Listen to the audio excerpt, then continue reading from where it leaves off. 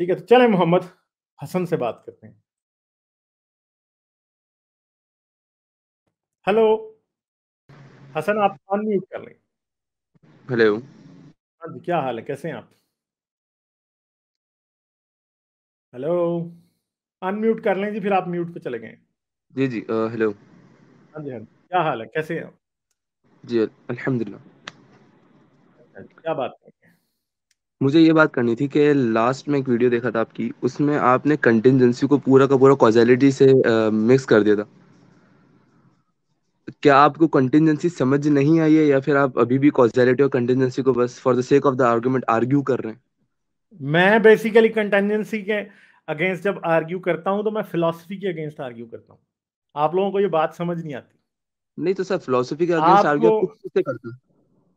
आप लोगों को ये बात समझ नहीं आती कि फिलॉसफी के अंदर किसी भी आर्गुमेंट को प्रूव कर देने से कुछ साबित नहीं होता। कैसे? समझ गए? इसलिए कि हमने आपको समझाया ये था कि फिलॉसफी की बेसिस है कॉजेलिटी, और कॉजेलिटी जो है वो एम्पिरिसिज्म से आती है। ठीक है, आप समझते हो कि आप हमें क्लासिकल फिलोसफिकल बेसिस पे आके मुझसे बहस करोगे। यही बात जो है वो आप लोगों की गलत फहमी है। ठीक है, और अच्छा। आप आगे ये समझते हो कि अच्छा जी आप ओनली एम्पिरिसिज्म को मानते हैं। हाँ, हम ओनली एम्पिरिसिज्म को मानते हैं, इसमें क्या बुराई? आप साबित कर नहीं दें कि कोई मेटाफिजिकल कुछ एग्जिस्ट कर सकता है तो हम मान लेते हैं फिर उसको भी। सर, आपको पता है जो आपने ये बात करी कि आप मान लेते हैं, ये खुद एक मेटाफिजिकल क्लेम है। एम्पेरिकली इसको साबित ही नहीं कर सकते आप। आप मुझे बताएं, एक बात बताएं, मैंने उस दिन भी एक बात की थी और आपने अगर सुनी नहीं थी। आप वही हजरत है ना? आज आप नाम बदल के आ गए। नहीं नहीं। अच्छा, तो आपको ये बात समझनी पड़ेगी कि जब आप लॉजिक में भी ये लॉ लेते हैं ना कि कॉजेलिटी एग्जिस्ट करती है, कि इस वजह से ये चीज हुई, वो आपने यूनिवर्स में ऑब्जर्व किया तो आपने उसे ट्रू माना है। समझ गए? बताइए। वो इन नहीं इट आपने सेल्फ कोई लॉ नहीं है, आपने यूनिवर्स नहीं से लिया वो लॉ। सर, कैसे? मुझे बता दें फिर, आप लॉजिक इन इट सेल्फ अपना प्रिंसिपल कैसे बता सकती है? सर, आपकी जो बात पता है आप क्या कर रहे हैं, आप रैशनैलिटी को रैशनैलिटी से, यानी आप अकल को अकल से साबित करना चाह रहे हैं। इस तरह तो आप अपने दूसरे ये माइंड्स गलती को आप प्रूव नहीं कर कर रहे हैं सकते। मेरे भाई, ये गलती आप कर रहे हैं मेरे भाई, मैं नहीं कर सर, रहा। हम कभी अकल को अकल से प्रूव ही नहीं कर सकते, ये तो एग्जाम है ट्रू, हम इसको एक यही तो एजम्पशन मैं के कह तौर रहा पे हूं ना। लेते हैं। आपको ये बात, आपको उस भाई को भी उस दिन समझ नहीं आ रही थी और आपको भी समझ नहीं आ रही। तो जो बात मैं कह रहा हूं वो अपनी जगह अभी भी ठीक है। कैसे? उस दिन भी कैसे? मैंने इनकम्प्लीटनेस की बात की थी। ठीक है, मुझे पता है आप एक ही टोली के लोग हो सारे। नहीं, ठीक है, अकल को हाँ, आप एक मिनट, आप जरा एक मिनट चुप कर जाओ यार। नहीं, आप फिलोसफी को समझ नहीं पा रहे। आप फिलोसफी को समझ नहीं पा रहे। आप सेल्फ अकल को हम सेल्फ एविडेंट ट्रुथ लेते हैं, एक एक्सियम लेते हैं। ठीक है, उसके बाद आगे चलते हैं। अगर आप अकल को अकल से साबित करें तो सर्कुलर रीजनिंग हो जाएगी। तो फिर अकल को आप किससे साबित करेंगे? तो साबित करने की जरूरत ही नहीं, अकल को साबित करने के लिए भी तो रैशनैलिटी चाहिए। आप ये नहीं समझ रहे, आप हमें उल्टा बता रहे हैं। आप अपने आप को समझें कि आप सर्कुलर रीजनिंग कर रहे हैं। आप अकल को यार इस्तेमाल करके आप अकल लोग को कैसे सर्कुलर साबित रीजनिंग करेंगे? कर रहे हैं, मैं नहीं कर रहा। आप फिर अभी सर्कुलर रीजनिंग कर रहे हो। कैसे? अब आप मुझे बताएं फिर अच्छा अकल सर, को मुझे किससे बताओ। साबित करेंगे? चले मुझे बताएं अकल को किससे साबित करेंगे। वो- वही तो कह रहा हूँ, अकल को साबित नहीं कर सकते। तो जब आप अकल को साबित आप ही नहीं अपनी कर अकल सकते तो फिर इसका मतलब है कि आपकी फिलॉसफी फिर इनकम्प्लीट है। यही तो मैं कह रहा था। अकल को ना साबित, लॉजिक आपकी आपने वो कोट इनकम्प्लीट तो है या नहीं समझा। है? कैसे सर? ये सेल्फ एविडेंट ट्रुथ है, एक एक्सियम है। क्या आप 2+2=4 को साबित कर सकते हैं? यार मैं तो ये क्लेम ही ना करता, ये क्लेम आप लोग करते हैं, मैं नहीं करता। आप तो समझ यानी रहे हो सर कि आप आप जो एक बात, एक मिनट यानी यार चंदा, एक यानी मिनट चुप आप जो करो यार। एथिज्म को। एक मिनट भाई, एक मिनट। आप लोगों का मसला ये है कि आप नन्हे मुन्ने बेचारे बहुत उतावले होके आ जाते हो। उस दिन भी वो नन्हा मुन्ना आ गया था एक, और आज आप भी आ गए हो। आप लोगों का एक प्रॉब्लम है। आप ये ज्यूम करके आते हो कि मैं लॉजिकली गलती कर रहा हूं। मैं लॉजिकली गलती नहीं कर रहा मेरे भाई।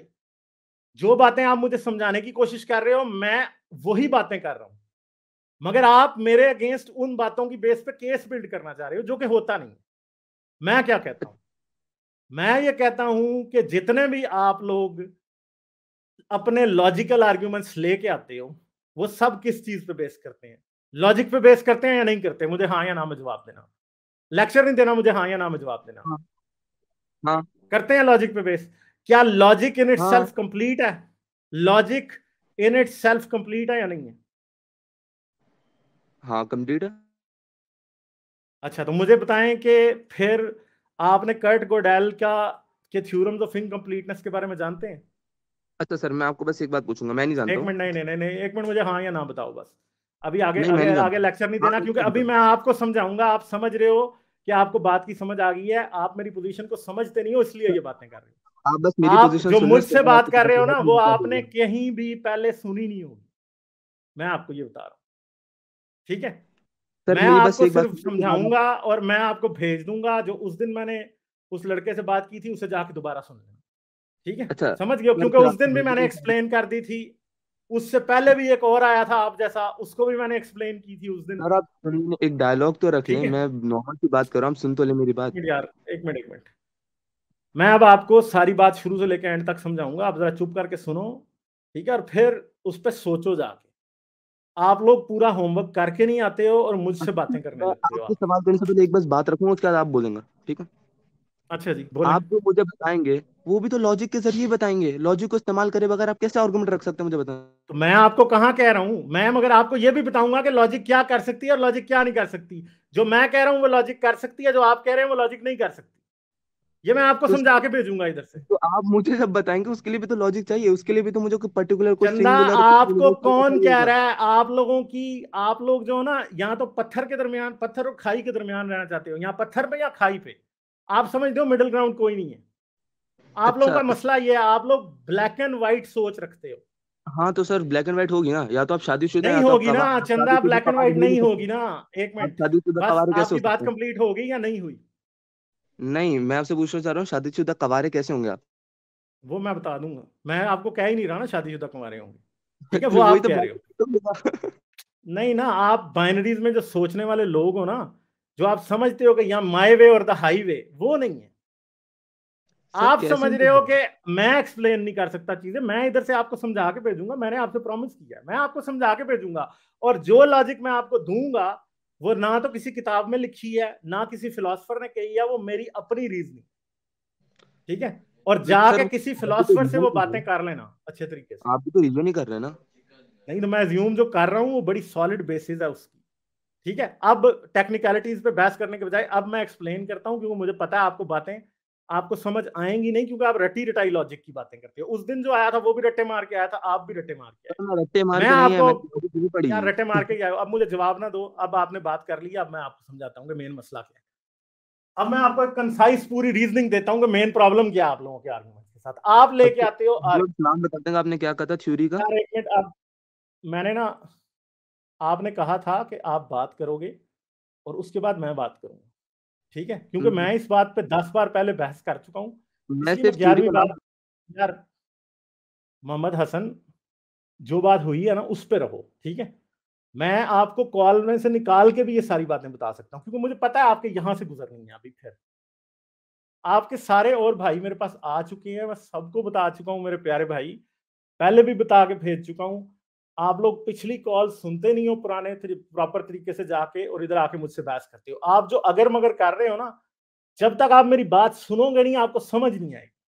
आप जाके रट्टे लगाते हो फिलॉसफी के, लॉजिक के, और आके मुझसे रटे रटाए आर्गुमेंट्स देते हो। मैं यहाँ पे रटे रटाए आर्गुमेंट की बात नहीं कर रहा, मैं उन चीजों की बात करूंगा जो बिल्कुल फिलॉसफी में करंट है। आप जिनकी बातें करते हो ना, आपका सबूर अहमद और आगे पीछे सारे ये थके हुए फिलोसफर जितने भी हैं, ये बातें करते हैं आज से 50 साल 100 साल पुरानी। ठीक है, ये अभी तक प्लेटो और सोक्रेट्स के वक्त में जिंदा है। फिलॉसफी भी इस टाइम साइंस की वजह से बदल चुकी है। इन लोगों ने अभी तक साइंस की अंडरस्टैंडिंग को फिलॉसफी पे अप्लाई करके देखा ही नहीं है। फिलॉसफर, थीयस फिलॉसफर पत्थर के नीचे कुएं के मेंढक हैं, वो उससे बाहर नहीं निकलते। ठीक है, समझ गए हो? मैं आपको जो समझाऊंगा वो समझने वाली चीज होगी, कुछ सीख के जाओगे यहां से। मगर आपको हम्बल बनना पड़ेगा। आप ये ज्यूम करके आए हो कि आप मुझे हराने आए हो और आप मुझसे बहस कर रहे हो। मैं आपसे बहस ही नहीं कर रहा, आपकी मेरी कोई डिबेट ही नहीं है, क्योंकि आपको बात की अंडरस्टैंडिंग दे के भेजूंगा। मेरी आपसे डिबेट नहीं है, आप समझ रहे हो आप डिबेट कर रहे हो, मैं आपसे डिबेट नहीं कर रहा। आपसे, आप जैसे लोगों से डिबेट में आज से 10 साल पहले कर चुका हूं। ठीक है, तो मैं आपसे डिबेट नहीं कर रहा मेरे भाई, मैं आपसे बात कर रहा हूं, आपको समझा के भेजूंगा, बस इतनी सी बात है। समझना चाहोगे तो समझा दूंगा, नहीं कर समझना चाहोगे तो मैं फिर खुद लोगों को बता दूंगा, क्योंकि मैंने लोगों के लिए बताना है, और लोग पहले भी बड़ी बात समझ चुके। ठीक है, तो मैं इधर 1 घंटा नहीं जाया करूंगा आज इस बात पे आपके साथ, जैसे उस दिन जाया उस भाई ने कराया। इसलिए अगर सुनना चाहते हो तो कॉल पे खामोशी से रह सकते हो, वरना मैं कॉल पे निकाल के बात पूरी बता दूंगा, लोगों को समझ आ जाएगी, आपको चाहे आए ना। ठीक है, अब मुझे बताओ कि बात सुनोगे या नहीं, हाँ या ना में बता देना, वरना फिर मैं आगे जा रहा हूं। करें। अच्छा, अब मुझे इंटरप्ट नहीं करना। पहली तो बात यह है कि आप लोग आते हो कंटेंजेंसी आर्गुमेंट लेके, कॉस्मोलॉजिकल आर्गुमेंट लेके, सारी चीजें लेके आ जाते हो। ये सब के सब रीजन और लॉजिक के ऊपर बेस है। रीजन और लॉजिक एक कंसिस्टेंट बट इनकम्प्लीट सिस्टम है। मॉडल लॉजिक का बाप या जो सबसे बड़ा मैथमेटिकल फिलोसोफर पिछली सेंचुरी का गुजरा है, कर्ट गोडेल के मुताबिक। साइंस इनकम्प्लीट है, फिलॉसफी इनकम्प्लीट है, मैथमेटिक्स इनकम्प्लीट है, अपने तौर पे कंसिस्टेंट जरूर हो सकते हैं मगर इनकम्प्लीट। अब प्रॉब्लम क्या है, किसी भी चीज की ट्रू होना, ट्रूथ जो है ना, ट्रूथ एक सब्जेक्टिव चीज है। जितने भी फिलोसफिकल लॉजिकल आर्गुमेंट्स हैं वो सिर्फ ट्रूथ्स को तलाश करते हैं, वो क्लेम नहीं कर सकते कि वो रियलिटी को तलाश कर सकते हैं। ये बात याद रखिए। अब एक नया पंच पॉइंट है यहाँ पे, ऑडियंस के लिए भी और आपके लिए भी। फिलॉसफी ट्रूथ को तलाश कर सकती है, रियलिटी को तलाश नहीं कर सकती। सबसे पहला लेसन ये, अभी आप अपने पास नोटबुक ले लें और लिख लें। रियलिटी को कौन तलाश कर सकता है? वो कर सकती है साइंस। रियलिटी तक कौन पहुंच सकता है? वो एम्पिरिसिज्म पहुंच सकता है। और वो भी कितना पहुंच सकता है? That is also subject to a lot of questions. ठीक है, नोएबिलिटी क्या है? बेसिकली किसी चीज को जानना, किसी चीज की रियलिटी जानना जो है वो खुद यूनिवर्स की एक प्रॉपर्टी, वो लॉजिक की एक प्रॉपर्टी नहीं है। लॉजिक एक लैंग्वेज है। लॉजिक क्या है? मैथमेटिक्स क्या है? साइंस एक लैंग्वेज है। साइंस क्या करती है? रियलिटी को एक्सप्लेन करने की कोशिश करती है। अगर रियलिटी की एक्सप्लेनेशन एक्यूरेटली देती है साइंस हमारी ऑब्जर्वेशन के अकॉर्डिंग, तो हम उसे ट्रू मान लेते हैं। मगर साइंस के पास एक टूल है, एम्पिरिसिज्म, जिसके जिसके थ्रू जाके वो रियलिटी को एक्सप्लोर करने की कोशिश करती है, रियलिटी की अंडरस्टैंडिंग तक पहुंचती है। ये टूल याद रखिएगा कि ना मैथमेटिक्स के पास है ना फिलॉसफी के पास है। मैथमेटिकल ट्रूथ जो है अपने इन इटसेल्फ बहुत खूबसूरत होता है, but with in the mathematical framework, जब तक अब आप उसको रियलिटी से अटैच नहीं करेंगे, तब तक it means nothing in the real world. ठीक है, मैथमेटिक्स ने तो 100 बातें की हैं। कोई भी x plus y plus z plus 3 4 y is equal to 5 जो है, ये इन इटसेल्फ एक ट्रू मैथमेटिकल इक्वेशन है। ठीक है, ये साबित करती है कि ये सारे वेरिएबल्स जो इस तरफ हैं वो एक कांस्टेंट के बराबर हैं, या वो एक नंबर की वैल्यू के बराबर। ठीक है, मगर क्या वो इक्वेशन हमारे यूनिवर्स में किसी बात को जाहिर करती है? That's another question. वो कैसे क्वेश्चन अराइज होता है? जब तक आप एम्पिरिकल कनेक्शन नहीं बनाएंगे तब तक वो कभी भी जाहिर नहीं हो सकता। इसकी मैं बहुत आसान सी मिसाल देता हूं, और ये आपको किसी किताब में लिखी हुई नहीं मिलेगी, ये मेरी अपनी एग्जांपल है। ठीक है, मैं थोड़ा सुस्त हूं, मैं खुद किताब नहीं लिखता, मगर जब किताब अगर मैं लिख दूंगा तो ये उसमें उस किताब को लोग पढ़ेंगे भी इस वजह से। उसकी एक सिंपल सी वजह है, E is equal to m c squared in itself एक इक्वेशन है, मैथमेटिकली ट्रू है, मगर जब तक आप कांस्टेंट C की वैल्यू उसमें नहीं डालते तब तक इट मींस नथिंग। अगर आप C की कोई इमेजिनरी फिलोसफिकल मैथमेटिकल वैल्यू उसमें डालेंगे, it means nothing at all. मगर जब आप C the speed of light की वैल्यू उसके अंदर डालते हैं तो वो यूनिवर्स से कनेक्ट कर देती है।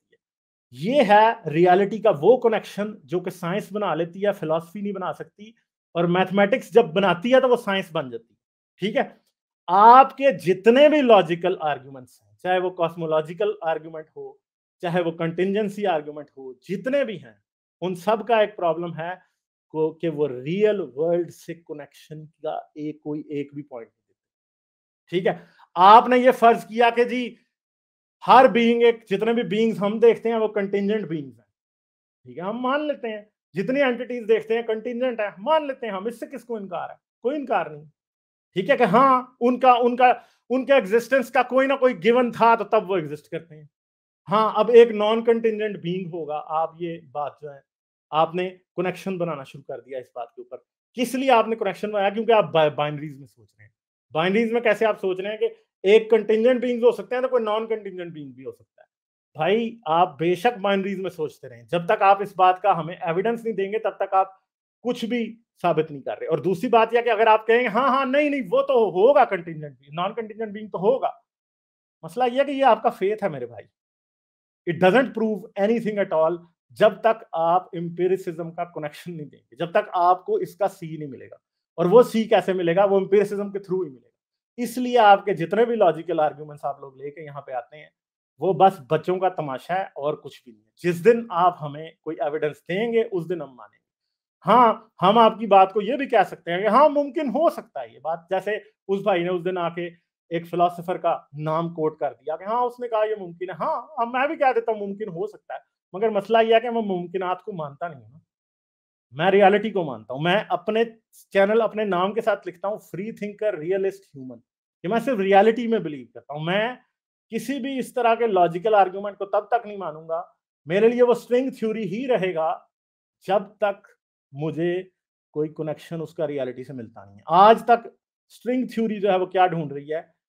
वो कनेक्शन ढूंढ रही है रियलिटी से। जिस दिन उसे रियलिटी से कनेक्शन मिल जाएगा उस दिन वो साइंस बन जाएगी, और जिस दिन आपके इन आर्ग्यूमेंट्स को रियलिटी से कनेक्शन मिल जाएगा उस दिन वो भी साइंस बन जाएंगे, उस दिन मैं उसको मान लूंगा। मगर जिस दिन तक आप ये मेरे साथ इस बात पे करते रहेंगे, अब एक सिंपल सी बात है,